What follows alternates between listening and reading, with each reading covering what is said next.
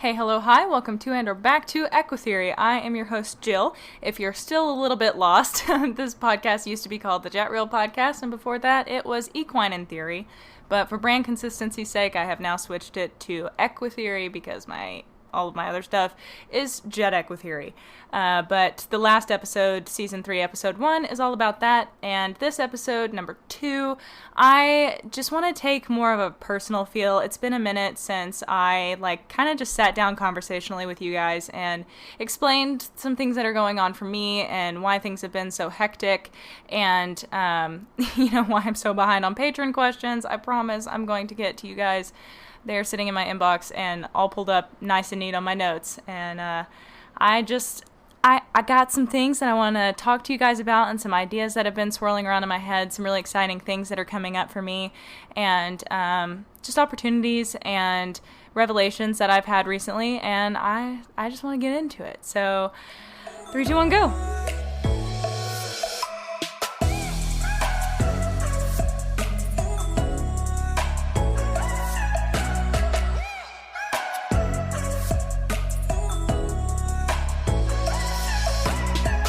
Where you can support me and the horses directly. If you're willing and able, check us out at Jet Reel Podcast on your Patreon app or at patreon.com/JetReelPodcast. When you become a patron of the podcast, you can ask me questions that I'll answer on the podcast, receive merch, and have access to live Q&A events, which means you get your questions answered in real time.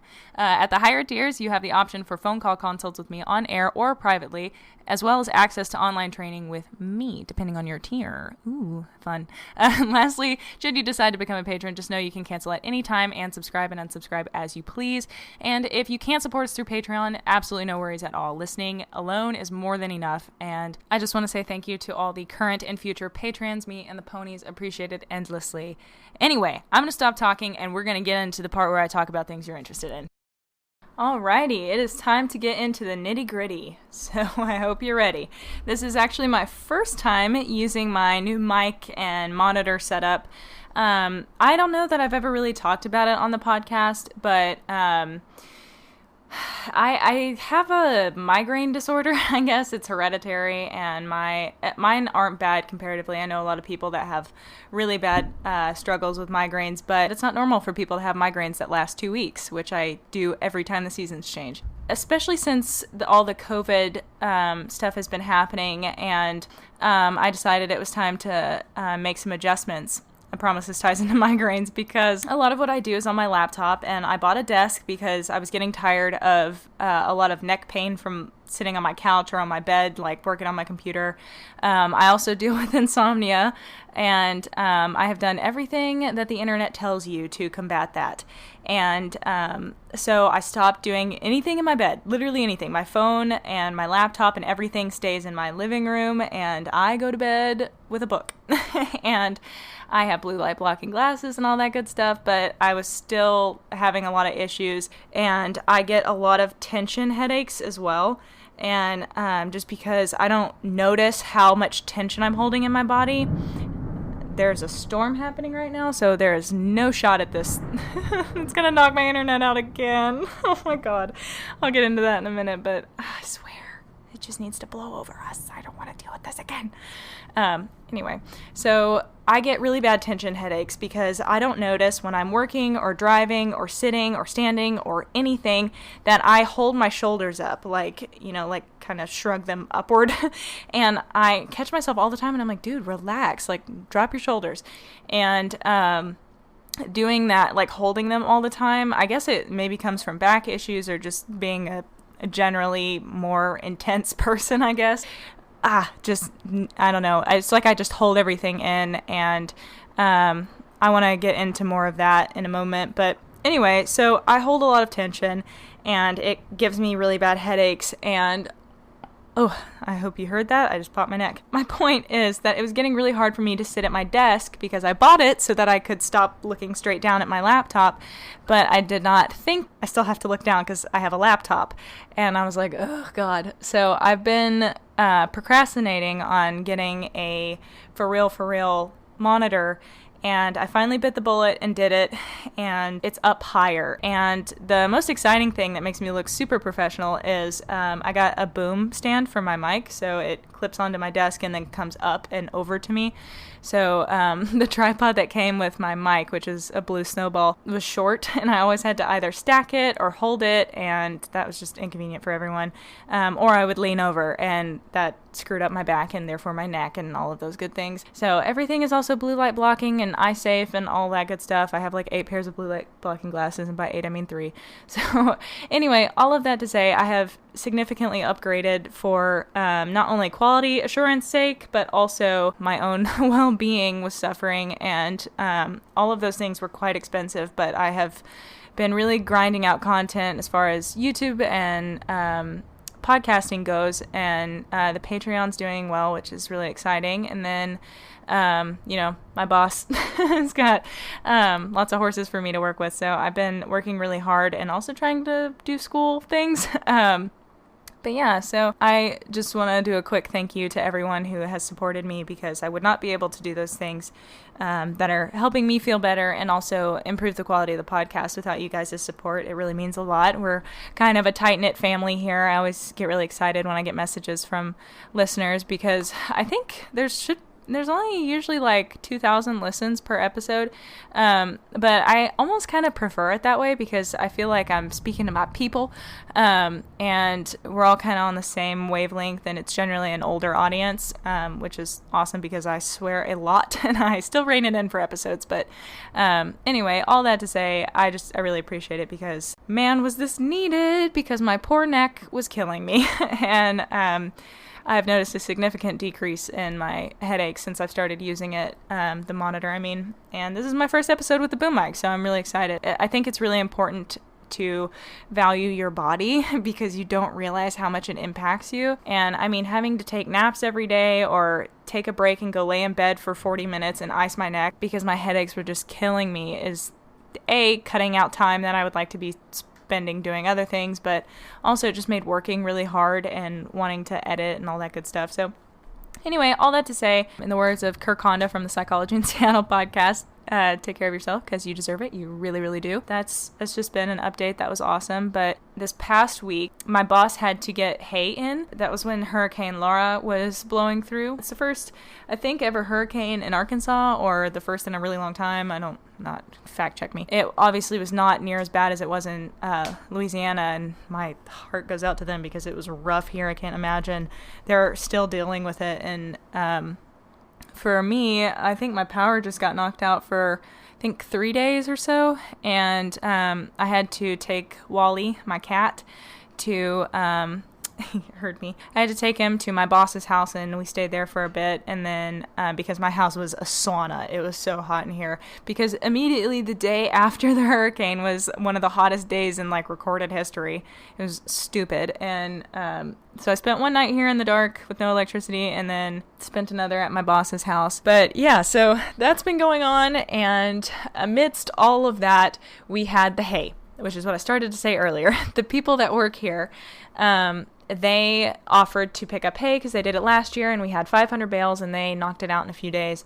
But this year, they didn't know that we had 2,000 bales, and they could not get anybody to help them. And the hurricane was rolling in, so they had a set amount of days. I think they were at it for a full week, full 7 days, pretty much by themselves. They got some people to help them here and there, but I mean, like, the man that works here I think he's in his 50s.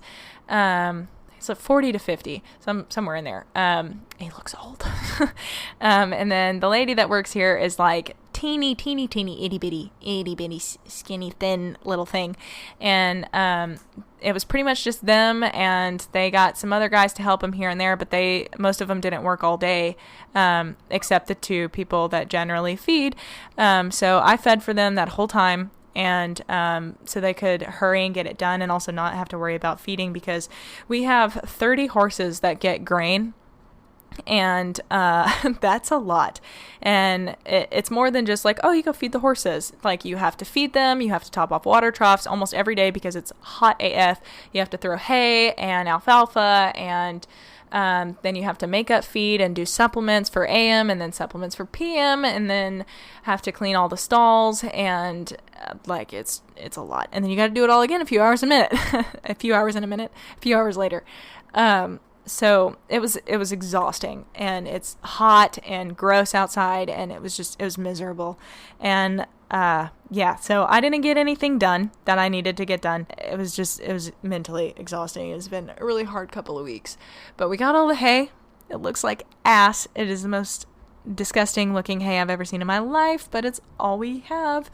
So Sunny was like, I'm gonna have to import next year because I can't do this. This is bad. I think, dare I say it, things are looking up, and I'm trying to focus on the positives. A couple days ago, because I've been really trying to get started on researching hoof care. I've been listening to the Humble Hoof podcast and a few others, just to kind of like get some information going.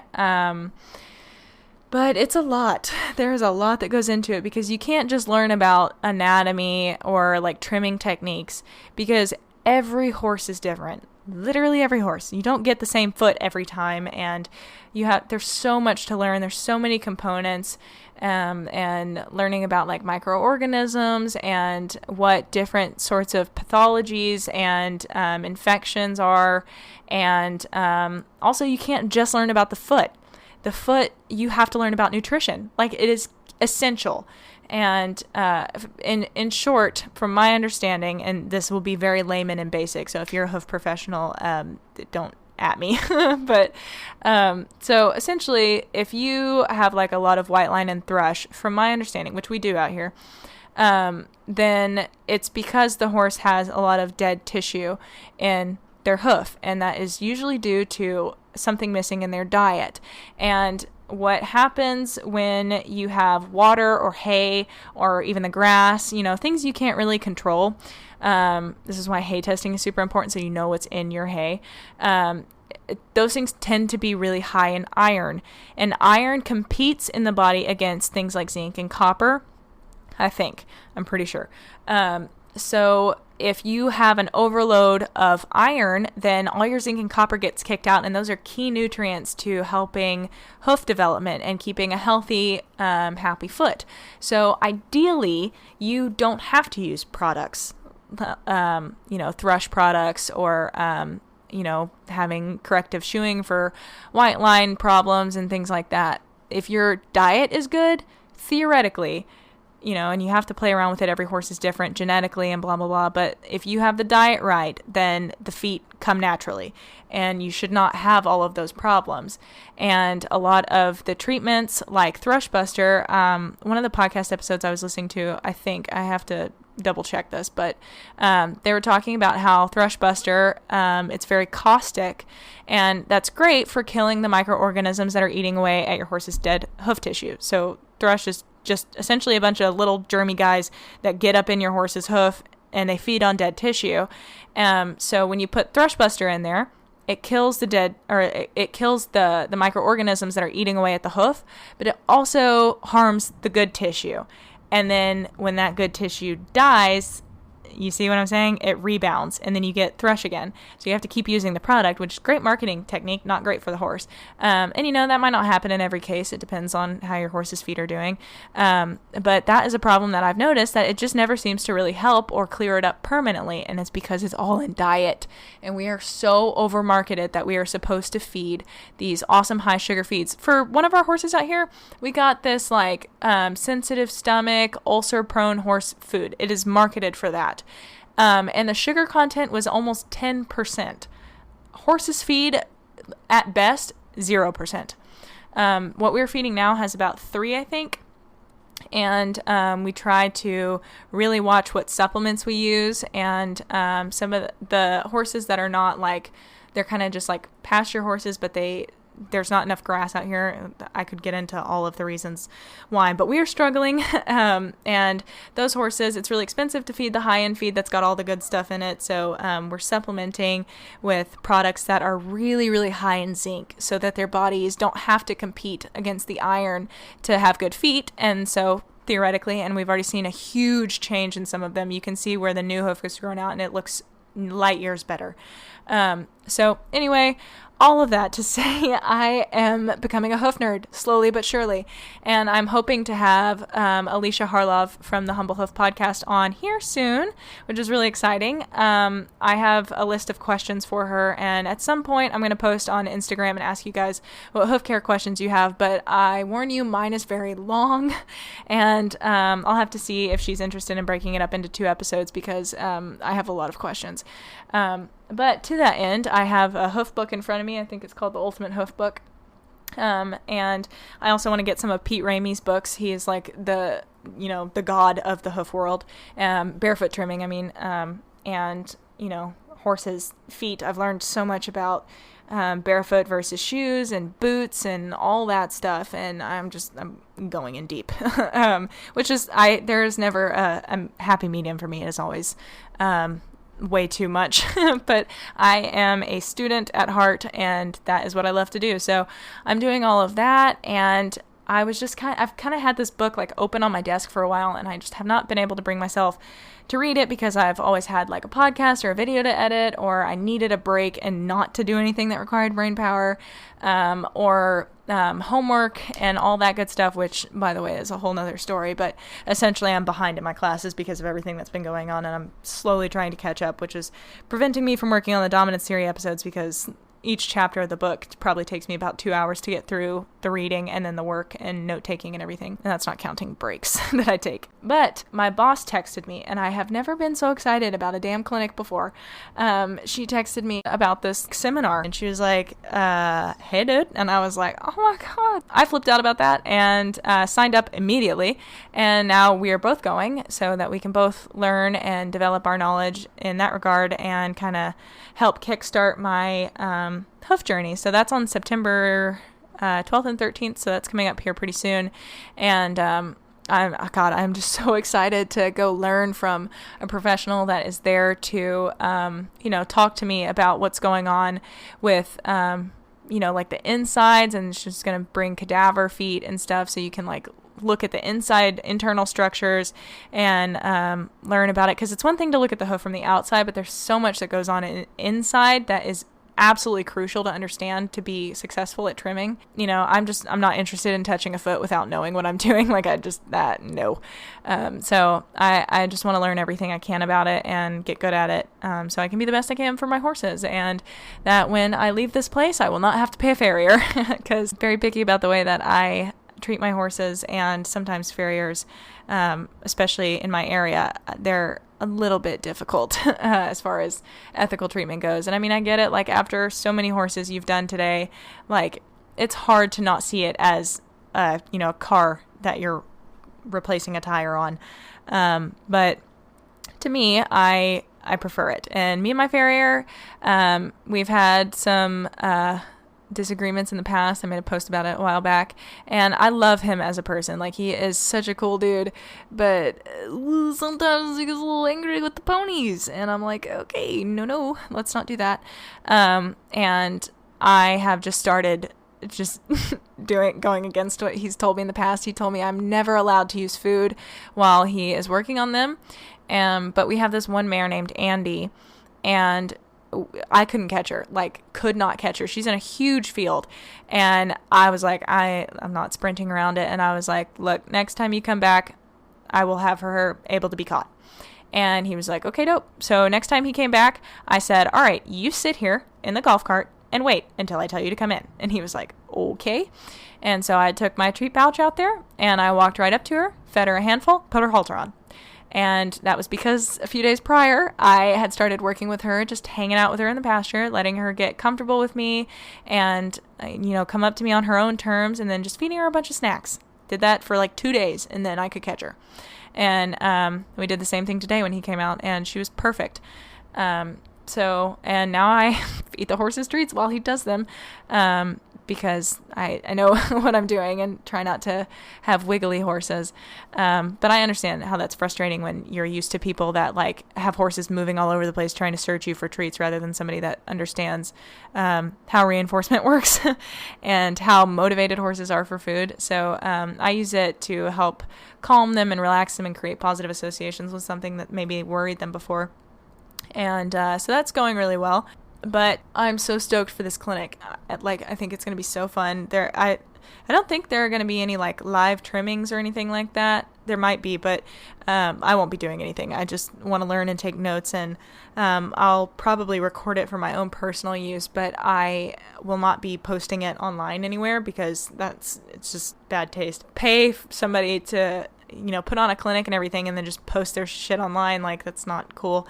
So if you want to go to her clinic, her name is Ida Hammer, and I don't know much about her, but from what I read of her bio, it's awesome. And she's worked directly and indirectly with Pete Ramey. So,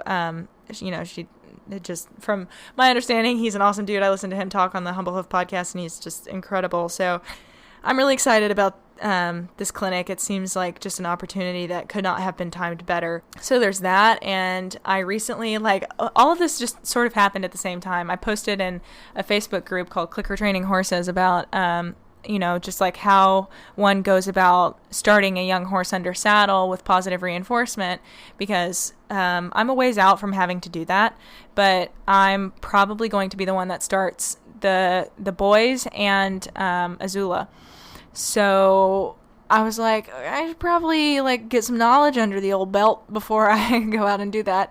And so I posted and asked, and I got a lot of really good stuff out of it, a lot of really good people's tips and things to consider and think about. And I plan on having Kane Meyer, who is Meyer Horsemanship, who I keep saying I will have on this podcast, and I just haven't bitten the bullet yet because our schedules are difficult, but I do fully intend on getting them on the podcast. And they, I think, broke a wild one and a wild Mustang who was deaf with clicker training. So I got some cool stories coming. That's another one of those opportunities that I was talking about. I'm going to have them on the podcast to talk about that sort of thing. And I think it's a really cool thing that's happening here. And when I posted that, they saw it and texted me and were like, yo, I got you. And I was like, hells yeah. And I was like, wait, actually, could we have that conversation on the podcast? And they were like, hell yeah. So cool. But somebody in that group saw my post and then saw that Fair Horsemanship, who wrote Humane Science-Based Horse Training, Elise Muckenstrom, something hard to pronounce, not from America, and I'm ignorant. So I believe she's French. She has a lot of awesome videos on YouTube, and that book is phenomenal for anybody looking to get started with positive reinforcement. But she is doing a course on the 12th. I think it's on the 12th. Anyway, it's on her Instagram if you want to look at it. But it was I think 20 pounds, and so that's roughly around $30 in US dollars. So it's going to be recorded and everything, so if you can't make the Zoom meeting, then you can watch it later. So that's what I'm going to do, because I'll be at the hoof care clinic that weekend. But she's doing a Zoom webinar about riding with the clicker and that sort of thing. So I was like, hell yeah, perfect timing. So lots of really exciting little things coming up, and I don't know. It seems like things are falling into place, and I really needed that after the year that I've had, and I'm sure everyone can relate, because 2020 has been forking nuts, dude. So I'm excited that some really exciting things are coming, and I'm starting to get caught up in my classes now and not be so behind. I did one chapter today. It was all I could manage because I had the farrier and did not wake up super early because I went to bed late because I cleaned my house for 3 hours. So last night, so I went to bed at 2:30. Ugh, not great, but I've been going to bed super early. I finally got my sleep schedule right, and that has helped tremendously with motivation and energy and feeling good about myself again. And because, man, when I was in that depressive episode, I did not go to bed ever. There was one day that I was up until 9 a.m. It's ridiculous. And then, I was getting into the habit of going to bed at 4 or 5 and then sleeping until 1. And that is not me at all. I, wake up at 7 or 8 without an alarm. So I was like, okay, we got to work on this. And it took me months to get it fixed. And now here we are. It's a lot better. But I really wanted to clean my house last night, so I did. But yeah, so that brings me to the final thing that I want to talk about. So another podcast that I listen to is called Come Along for the Ride with Tracy Malone, who's Australian. She also has a brand called Eden River Equestrian. She makes sustainable horse care products and just a phenomenal force in the horse world. Like, she is an incredible, incredible woman. And what she does on her Come Along for the Ride podcast is almost every single episode is an interview with somebody. She's done Adele and Raquel Dreisma and Connection Training and Equispeak and just like all these awesome people. And I love listening to those episodes from different people from all walks of life, different parts of the horse industry. She did an episode on PSSM 1 and 2 with a scientist, a researcher, and like just awesome conversations that are so enlightening to me every time. And I was listening to I've heard really awesome things about Warwick Schiller, but I watched one video of his and I was like, not really for me. And that's okay. I do that a lot with a lot of people. And I'm typically pretty open-minded, but I was like, it's just not really my thing. And I kind of just like left it there. But I've heard a lot of people say some really awesome things about him. And so when I saw that she had done an interview with him, I was like, let's see what this guy's all about. And it was like 2 hours long. And I was like, okay, well, it must have been a good talk. Like, you can't talk for 2 hours about, with somebody that doesn't have anything to say. And you guys, that episode was like the most informative, revelation filled for me episode I've listened to in a really long time. And it was hardly had anything to do with horses, honestly. Like, a lot of it tied into horses, but it was mostly just about how if you are not right with yourself and you're not in touch with you, it's really, really difficult to get in touch with an animal that is so in touch with themselves, which are horses, if you're not following. But he just talked about his journey through therapy and discovering how to unlock his good emotions through unlocking the bad ones. Because there's been a lot of research that shows if you try to shut off or block your bad emotions, you clog the pipe entirely. And then the good emotions have a hard time coming through, which is something I really struggle with. Like Archie, my cat, didn't feel anything about it. Nothing. Every time I started to get sad, I was like, no. I've dealt with a lot of loss in the past year or so, and just a lot of loss of life and love and opportunity and hopes and dreams and things. Like, just everything seemed to kind of die off. So I kind of just got numb to it all. And that was great until I realized that I'm not really feeling and appreciating all the good. And that episode really woke that up in me. And I was like, hells yeah. And also, he talked about meditation. And I have mentioned several times in this episode now that I struggle with ADHD. And I have a really, really hard time sitting still. Even medicated, it's very hard for me to not be thinking 10 steps ahead on what task I want to do. And when I was in therapy there for a little while, my therapist always tried to get me to meditate, and I was like, yeah, whatever. It doesn't really matter. It has the most profound impact, I think, because I listened to that episode last night, and then today I have been thinking about that nonstop, because it's just the way he framed it. I'm not even going to try to paraphrase.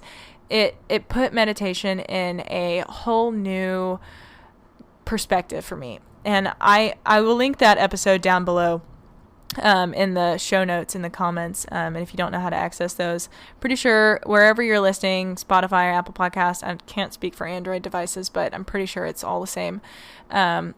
Just if you click on this episode, the description of it, you can see the details, and there will be some links.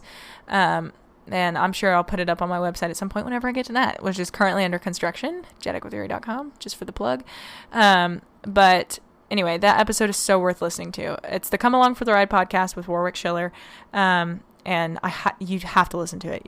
You have to. It was an incredible, eye-opening listen. And do it when you can pay attention. Like, if you're on a long drive or something, don't do it if you're like trying to, I don't know what tasks you would do when you can listen to podcasts that you don't have to pay attention to, because what's the point? Anyway, it was really just transformative for me, because I have always looked at meditation like something that is kind of irrelevant and useful and useless, despite, being a clinical mental health student and pursuing my master's degree in it, and seeing all of this evidence that shows how impactful meditation can be. And I was like, yeah, whatever, not for me. But it was really interesting. And he was talking about how it completely changed the way he interacts with horses. And I've heard people, and it makes me, like, my eyes are shut right now and I'm cringing, because it hurts me when I hear people talk about energy and horses. And I have never understood it until today. And I still wouldn't say it's a full understanding. So I want to elaborate on that a little bit, and I'm going to wrap up this episode with this. So I don't even really know how to explain it. It's just, I listened to that episode, and then I really thought about what he was saying, and he was talking about, these horses would be with their owners, and they just were reacting in ways that the owners didn't like, and they were like, he's so pushy, I don't know how to stop this, I don't know what to do. And he was like, I just took the lead rope from her, and the horse just dropped to the ground and was unconscious for like 30 minutes, taking a nap. Like, he was like, it is a profound difference. Like, his energy was so calm and centered and confident and respectful that the horses could relax finally. And those were horses that had struggled with it before. And there's more to the story. It's not just like, oh, he touched the lead rope and the horse fell asleep. Finally, it could sleep.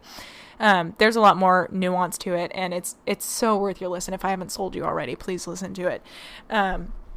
But it was just really crazy to hear about that. And I was like, okay, how can I apply this, myself in my way as somebody who doesn't have a lot of experience with meditating? So it's just been on my mind all day today. And I have, I had to hold horses for the farrier today. And as I was considering that, I noticed how often I wasn't paying attention to the horse.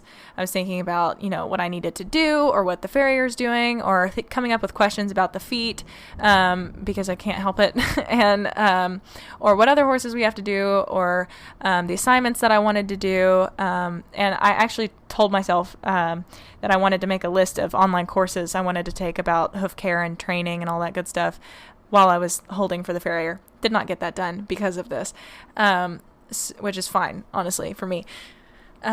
So I was out there with him, and I started, because in the episode, it'll make so much more sense if you just listen to the damn episode. But Warwick was talking about how, you, just focusing on centering yourself, which sounds so ambiguous and woo-woo to me. But there's no other way to explain it. I think everybody just kind of has a sense about what that is. So I just kind of thought about it and took some deep breaths, and then I realized how tight my shoulders were, that I was holding them up rather than just letting them hang. And, that I was compensating in weird ways, and where my body was weaker. And, so I, kind of relaxed my shoulders and straightened up a little bit, and I felt good in my feet, and, noticed how my legs were feeling, my feet were feeling. And that's part of meditation, is just awareness. And I took some deep breaths, and then the horse sighed, and I was like, no way. And it was the craziest thing. I was holding Twinkie, and he had previously looked quite nervous. He had triangle eyes going on with wrinkled brow, and he's normally nervous around the farrier anyway, just because his feet, he tends to have really thin hoof wall. And when he left, it got worse, and now that he's back, we're trying to fix it. But he has no hoof wall at all. It's ridiculous.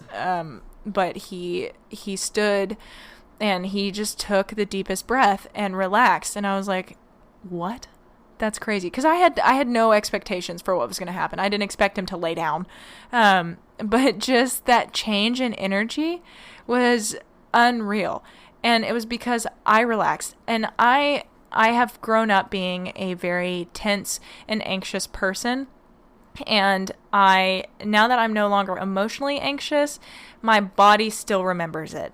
And it's carrying all that tension in my shoulders and in the way I hold myself. And I can't tell you how many times I caught myself holding my breath. And I don't even notice it regularly. And I noticed that, I just didn't feel right. And then I was like, you're not breathing. And it's because I get nervous around, the farrier because, I'm trying to give the horse treats and not screw up and make the farrier go, okay, no more food.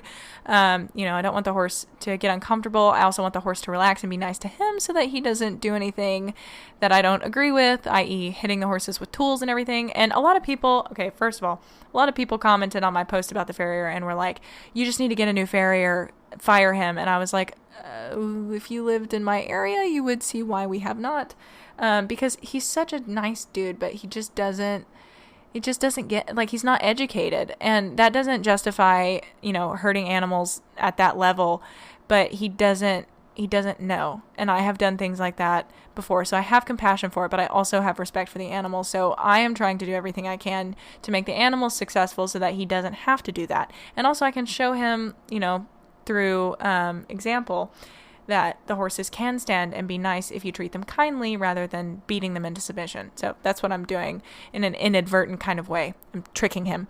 But we don't have farriers around us, and all the other ones are much more abusive, or impossible to get a hold of. So, and even then, probably not nice. So, so we can't switch farriers, and I don't know enough to shoe or trim the whole property because we have close to 50 horses. So it's just not an option, and he is really willing to learn. So hoping that I can slowly bring him to the dark side, but he,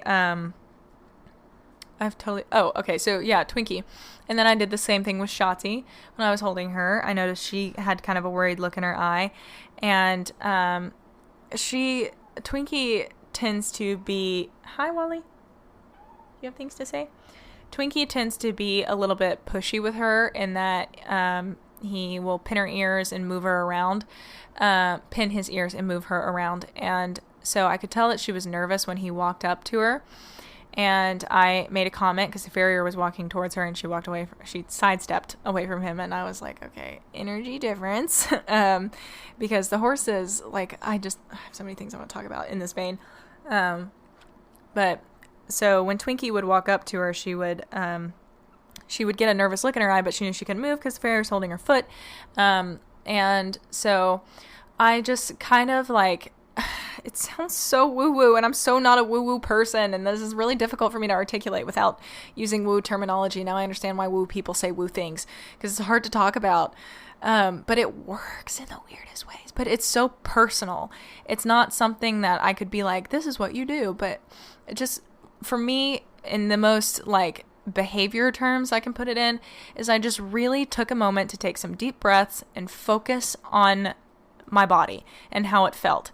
And that's how I kind of work with mindfulness, because they say you're supposed to identify all of your senses. What do you smell? What do you see? What do you touch? What do you feel? Blah, blah. Taste, whatever. Rarely taste though. But so it's kind of like a grounding thing. A lot of people do it for panic attacks, or to prevent them. But it is also very centering, and it reorients you to what you're doing and where you are. And when I was doing that, I just kind of looked at Twinkie and just kind of I don't know what to say. I just kind of directed my energy with my body movements. I moved towards him, and maybe that was what moved him off. But he just kind of stepped back, and then I stepped back, and then we just kind of looked at each other, and then he just chilled out. That was it. And Shotzi relaxed, and we got her feet done with no issue. And then we went into the other field, and where Andy, who is the nervous one that I mentioned before, the farrier waited in the golf cart unprompted, which I was like, thank you. And so I walked out there, and I had my little treat pouch of alfalfa pellets, and I, just really contemplating how horses perceive my body language, because I know that I've always had a sense about animals and how they read me, but I've never paid attention to it or tried to send a message with my body language, intentionally, I guess, rather than like, just the basic, like move out of my space or whatever. But just being intentional with how I was positioning my body. And I know all about curving from reading Raquel Dreisman's book and like standing outside, but just like this, as Warwick talks about it in the Come Along for the Ride podcast as well, about a horse that was swinging his head into his owner, and how you interact with them. And I think she had an episode with some other guy. I'll try to find it while I'm talking. But just like how you are perceived by your horse, and if you're actually interacting with them in a way that is respectful to them, is Chris Irwin. It's one of her more recent episodes, from August 11th. It's called Chris Irwin, Horse Trainer and Behavioralist. I didn't agree with everything that he said, but there were so many incredible things in there. Just like I don't agree, like I tend to not agree with everyone, but I think it's really important to listen to people that have differing views than you, like me and Shelby in the podcast episode that we did. We don't agree on everything at all. She thinks I'm wrong about some stuff. I think she's wrong about some stuff. We both have areas where we're like, I should probably explore how I feel about that. And we both have areas where we're like, you're totally right. And I think that's a really important thing to do as a trainer who is evolving, is to look at what you do and don't agree with other trainers, and areas you want to look into to see if you might agree, if you learn more. And the Chris Irwin, I'd never heard of him before, but the things he was saying about like how they hold their bodies and the way we ride and the positions we put them in and the emotions and physical associations, like the positions that they stand in or go in when they're moving, what those would mean if there wasn't a rider on their back, and what emotions those are associated with. It's kind of like if you smile for long enough, you'll start to feel good things because your body associates that behavior with good feelings. And the same thing happens for frowning and, having your brow furrowed all the time. You tend to view the world a little bit more angry. Try it at Walmart. Walk around and smile and see how you feel, and then walk around with a scowl on your face and see how you feel. If you don't have Walmart, try it at your grocery store, whatever. And it's perfect time to do it because you have a mask on. But anyway, you don't look like a psycho. But he was talking about things like that, and just like how so much of what horse trainers and behavioralists do is so much people training, because people don't realize how rude and offensive our body language is to horses. And it's not intentional for the most part. Most of us aren't trying to be imposing or quote unquote aggressive or anything, but sometimes we're just flat out rude. We're like, you're doing this now. And I think those podcast episodes tied really well together. And I really encourage you guys to listen to them. Like it was super informative, both. And so I mean, I was just thinking about that with Andy when I went out there, and I just kind of walked out to the side, and usually I get really nervous with my farrier because I know he's usually in a hurry. He's got other horses to do. I also know he works other jobs and has, a family and things to get to. And so I normally feel like an unspoken pressure. And so I try to hurry things along, but this was the first time, and I recognized it in the moment too, when I went out there to catch Andy, that I walked like she was on the y-axis and I was on the x-axis. I walked perpendicular to her and at a distance. I left like a yard between us. And I sort of turned around and reached in my little pouch and pulled out some alfalfa pellets and piqued her interest. She could hear it. And she took a step, and I could tell she was unsure. So I looked away from her and slowly moved my hand over to her and held it out, and she walked up and she took a few bites. And normally at this point I would have tried to put the halter on because I'm trying to rush, but I was like, I could feel that desire and I recognized it for what it was. And I was like, it's okay. The horse is more important in this circumstance. I want to tell her everything is okay. We're trying to do something good, helpful, and beneficial to you, and you get treats out of it. So there's no need to worry. Nobody's in a hurry, and I wasn't going to put my anxiety onto her, because I think that is the biggest thing that happens with me and horses. And that is a huge lesson that I learned from that episode and application today, because I just don't realize, like I said when I was holding Shotzi, how much tension is in my shoulders. And it's my body reacting to a nervousness, a willingness to, try and figure out what my farrier is expecting of me and, behave appropriately, be on guard in case the horse does anything, when what I'm doing is counterproductive, because I'm unknowingly signaling to the horse that something is not quite right, because I'm projecting a nervous sense about me. Even if I'm just standing there like messing around on my phone or whatever, my body's not relaxed. I'm not paying attention and I'm not tuned into the horse. And when you know every little aspect of what your horse's body language is communicating, there's so much more that, they can offer you, and then subsequently you can offer them.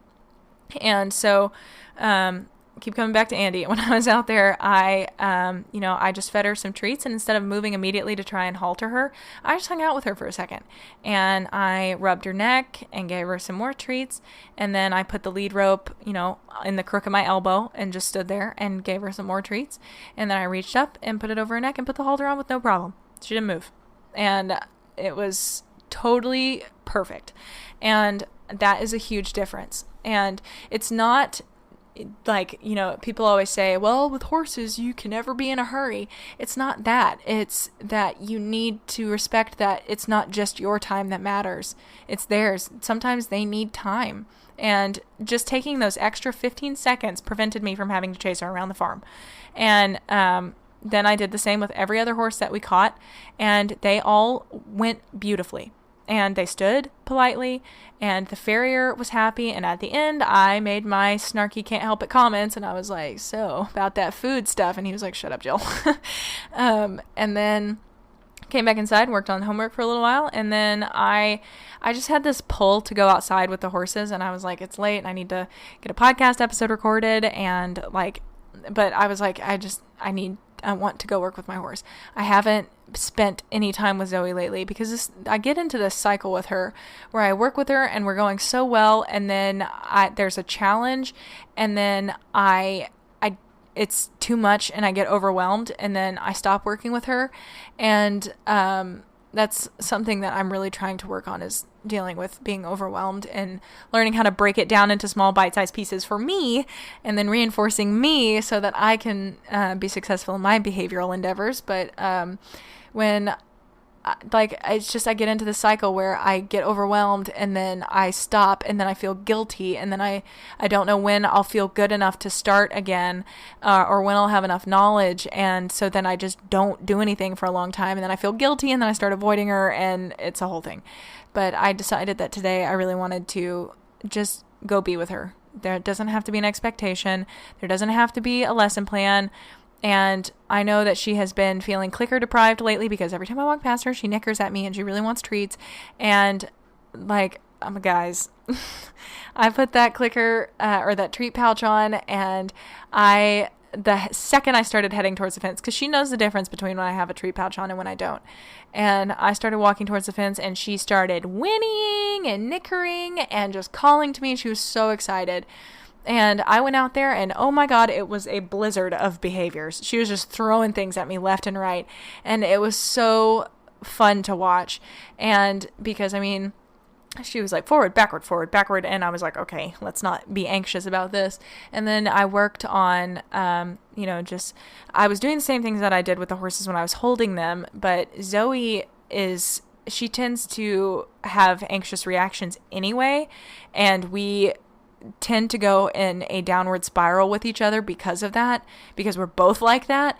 And so one of us has to break the cycle. And it should probably be the one that is studying brains with a cognizant mind. As far as I'm aware, I don't know that she has one. She's a horse, but sometimes it's nice to think she does.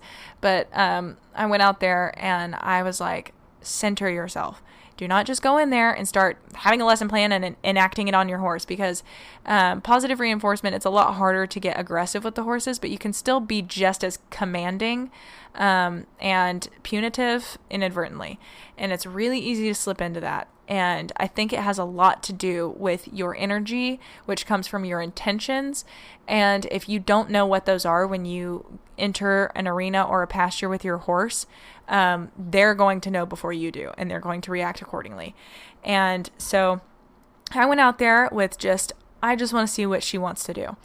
And as we started working, I realized that something that could be productive for both of us was just walking around slowly, just walking around the field. And we made a lot of stops and worked a lot on, just having me respecting her space and her staying out of mine and being rewarded for it, because she has a tendency to cut me off. And I was kind of thinking, I was like, why is she cutting me off? And then I was like, maybe I'm not reinforcing her until she does. And then I corrected that, and I started reinforcing her when she was beside me, and then voila, problem solved. And at one point, it was the coolest thing ever. Like, it was so funny. I was walking along the fence and she had cut me off, and I rewarded her there because she was getting anxious, and like a lot of what I had to do, because she got so overworked mentally, like because she was so excited to do the clicker stuff that she kind of worked herself up a little bit. So I was having to take a lot of deep breaths, relax. And I think the thing that I focus on most is my feet, because it's more literal about grounding, and I'm not very advanced in mindfulness. So I was like, how do your feet feel? How is it? Like, take a moment and center. How's your body? And every time, like one of the times I took a breath, she took a breath, and I was like, that's so dope. And I gave her lots of goodies for that, because I was like, this is awesome. She just actually took a breath and relaxed. And the time I was talking about, I was walking along the fence and she had cut me off. And by cut me off, I mean like we were walking side by side, and then she like comes in front of me to where we're perpendicular now. And she cut me off, and I was between her and the fence. And when I started walking forward again, she just did a complete side pass. Like, she just crisscrossed, front over back, and walked completely sideways along the rail. And I was like, you're kidding. And so I clicked and rewarded for that. I was like, that was fucking awesome. Because my walk sideways cue, or side pass cue, is a hip target and a shoulder target with my hands, like open palm. And I walk backwards away from her with my hands like that. And for her to do that, like with me not in that, I was dead in front of her. Like, I was in front of her nose. And it was just so cool. Instead of walking and turn, it was awesome. And then at one point she did a 360 just on her own, just did a rock back on the haunches 360. And I was like, that was dope. It was like, she was just like, look at what I can do. Look at it. And I was just vibing with it. And we had a great time just relaxing. And she was showing me all the things that she came up with while I wasn't there. And but I really think the coolest part was when I relaxed myself and took a breath and dropped my shoulders and just felt the tension leave my body, that she took a deep breath and lowered her head and relaxed herself. And it was just so important to me, because, for me, I don't know how to explain it, and I don't want to get too deep into it, because this is already almost a 2-hour podcast, and I had no idea it was going to be. Sorry, I had a lot to say. But I really struggle with tension, and it's gotten to the point where I don't know who I would be without tension and without go and productivity. And it scares me to try to change that. And that's why I think I avoid mindfulness and meditation, because I'm like, who would I be if I'm not this, all over the place, driven by a motor kind of person? And I think that there is balance in that, and learning how to help yourself. And also, if you remember at the beginning of this episode, if it hasn't been 3 years for you, that I was talking about tension headaches.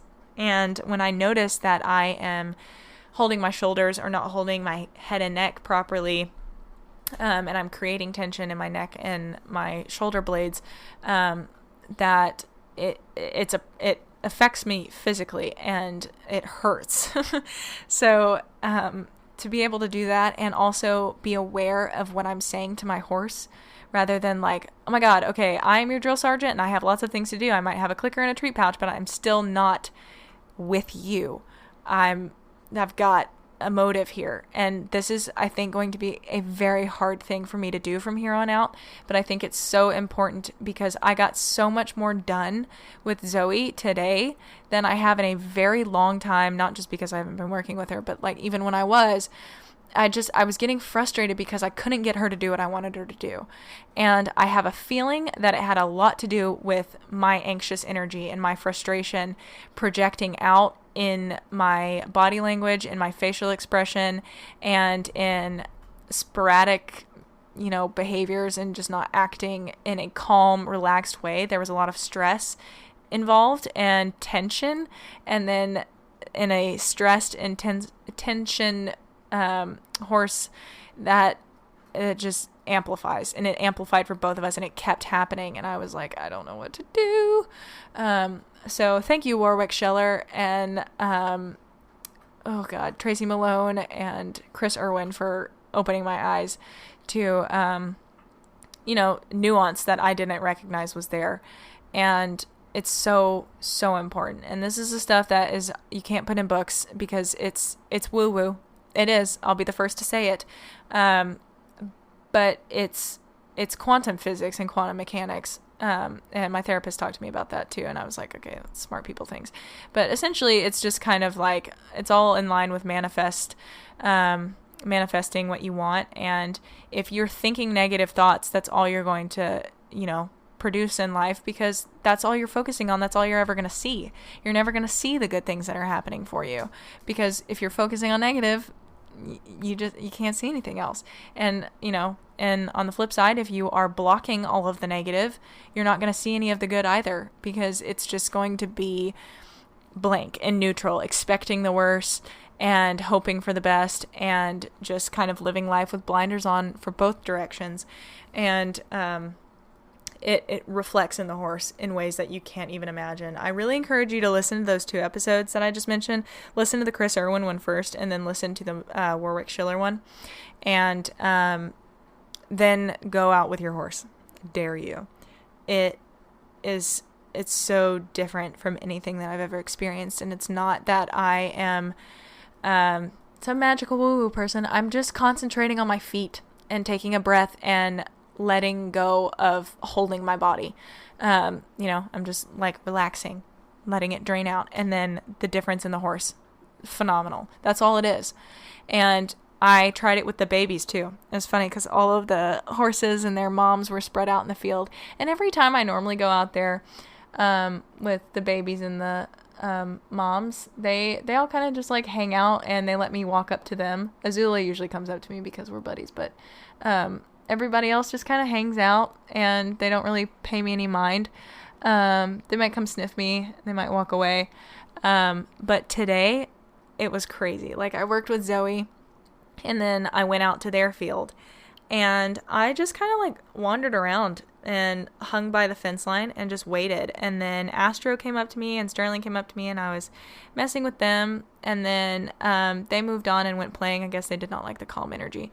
And the whole time I was out there, I was really concentrating on grounding myself and like just thinking, project peace, and which doesn't mean anything, but my body knew what I was communicating to it, I guess. And then Dexter walked up to me, and I was like, hey, Dex, which was unusual because he normally is kind of standoffish and likes to hang out with Dixie, his mom. And so he walked up to me, and instead of like just getting into scratches or asking things from him, I just pet him and like stroked him. And if he turned his head away from me, I withdrew my hands. And then if he drew his head back into me, I would offer them. And then if he made contact, then I would start petting him instead of just forcing me on him and just going in to touch his face. You know how people say like about dogs, like just touching their faces is kind of rude. But if you ask permission first in a way that the animal understands, then they will probably give it to you. And so I kind of just like let him take the lead.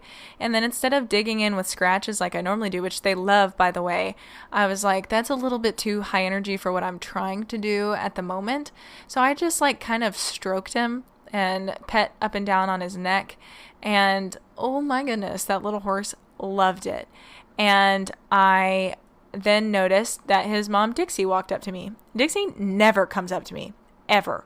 And she just hasn't, like, I don't know, she has 2 double bows from racing, and she's just kind of standoffish. That's why he is. But I worked with her a lot in the beginning when he was first born because she was really hard to catch. So we bonded, but after that, I could walk up to her fine, so I didn't really work with treats or anything.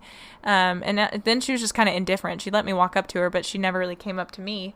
So today, Astro and then Sterling, and then they left, and then Dexter and Dixie both walked up to me, and then came Azula, and then I was petting both of them, and it just crazy little things that kept happening. Like, when I was petting them, Azula is kind of grouchy because the boys bite a lot. And so, Dexter, they're both standing like on either side of me. Okay. And they're both at an angle. So their heads are like almost pointed directly at each other. And when Dexter would turn his head toward Azula, I could see she would pin her ears.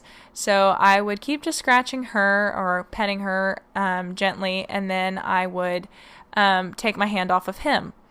And he kind of reacted by turning his head away. And then I immediately started, stroking him again. And I could see that he thought about it. And he was like, And then his head slowly drifted back towards Azula. And I took my hand off. Immediately, head snapped the opposite direction. And I was like, no fucking way. And so I did that a few more times, like when his head would drift back towards her, because it makes her really uncomfortable because she's smaller than them and they bite. And so she always gets grouchy and pins her ears and everything. And I don't want her to be a little stressed, angry bird. So it was really cool that he just picked up on that in like 2 goes. He totally got it. And it was so cool. And then as I'm petting them, I turned around and all of the mares, like all of them, were right up next to us. And like, this is not feed time or anything like that. I'm not near the buckets or anything. Like Irish, Astro's nurse mare, and Cleo, who is pregnant, and she's out there right now, and she's like an auntie to the 2 boys. She loves those boys. And then Azula's mom, who also never really comes up to me, was standing right behind Azula, and then Dixie was right by Dexter, and then oh god, what's her name? Misty and Sterling were like, everybody was just like right around me, and I was like, this is nuts. These horses, like, I can't explain it, but I know them so well. I know their personalities and their tendencies, and that was just not the norm. And it was just awesome. And I really think that it had so much to do with me being an inviting and unintrusive presence. Like, I wasn't asking anything of them. And that's not to say that you should never ask anything at all of your horses.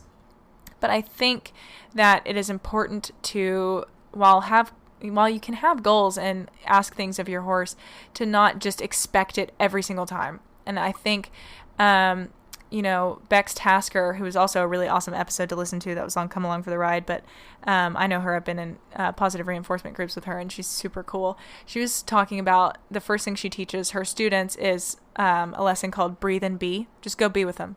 Just go be and breathe and relax. And so maybe that's another one to tack onto your podcast listening adventures. But those 3 episodes, Chris Irwin, Warwick Schiller, and Bex Tasker, it's Bex Tasker, she talked a lot about stuff like that, and it's just so powerful to balance it with that, because then your horses know your energy and it becomes your energy. So then you stop going through life holding tension and being braced to run and bolt all the time. And you can relax, and the horses respond to it so well. It's everything that you ever hear about horses. The harder you try to control them, the further you push them away. Or it's the same with people too. I mean, like in relationships, the tighter you hold on, the harder you push.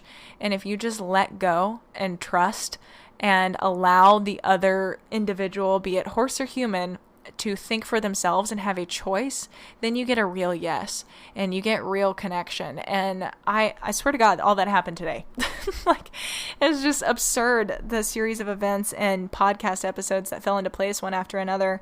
And the fact that I was actually listening and hearing what they were saying and then reflecting on it. And I don't know. And that's why I really wanted to do this episode too, because sometimes I don't realize how much I like really was impacted by it until I have to put it into words, and then it makes more sense to me. But really all it was just going out to be with the horses. And I didn't even walk up to anybody. I did not go out there and walk straight to Azula or to Astor or anything. They all just came to me. And it was just so cool. And it's the first time in my life that I think I've ever truly been peaceful and relaxed, because I was being intentional about it, and I was just absorbing their personalities and what they wanted, and love and connection, whether horses can feel it or not. I felt it, and I felt it for them, and I felt as much as I could from them, you know, and just appreciation. And it was such a different feeling. And I'm not saying I'm not going to go turn all my horses out into the wild and run free with them and never do anything, you know, ridden or things like that. And there's nothing wrong with that. But I think that there is a way to tie the two together. And that's what Warwick Schiller does. And while he is not necessarily like positive reinforcement clicker trainer, he does use it to some degree. But I really think that a lot of what he teaches is so powerful.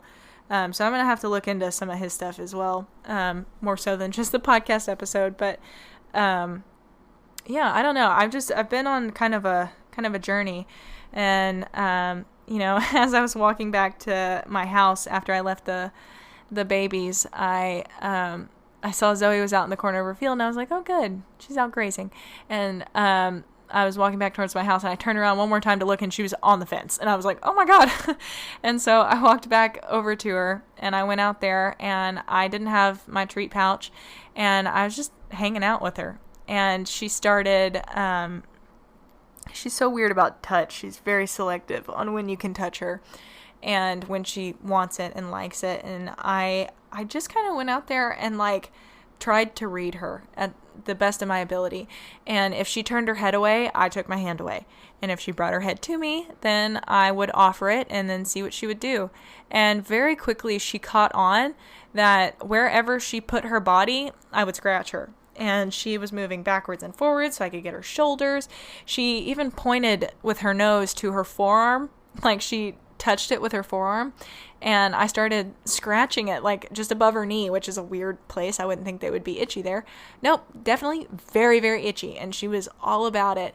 And then at one point I just like stepped back from her in front of her, and she started walking forward, and I was like, oh, okay, she's done.